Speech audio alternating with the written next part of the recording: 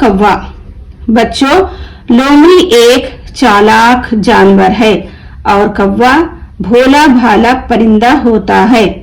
एक दफा यूं हुआ कि कौवे को कहीं से गोश्त का एक टुकड़ा मिला। कौवा गोश्त के टुकड़े को अपनी चोंच में दबाकर एक दरख्त पर जा बैठा। उसी वक्त इस दरख्त के नीचे से एक लोमड़ी का गुजर हुआ। कौवे को चोंच में गोश्त का टुकड़ा देखकर लोमड़ी के मुंह में पानी भर आया।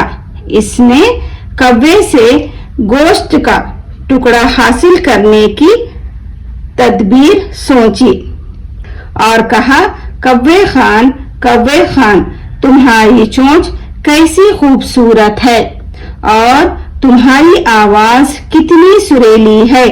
सुना है कि तुम बहुत अच्छा ये हो।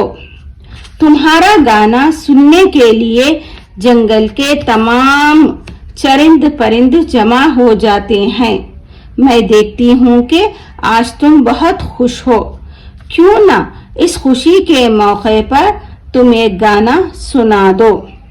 कौवा ये भूल गया कि चोंच खोलते ही गोश्त का टुकड़ा गिर जाएगा। लोमड़ी से अपनी तारीफ सुनकर कौवा खुश हुआ और काए काए काए करने लगा। जब देखा कि इसकी चोंच से गिरा गोश्त का टुकड़ा लोमड़ी अपने मुंह में दबाए ले जा रही है तो उसको बहुत अफसोस हुआ।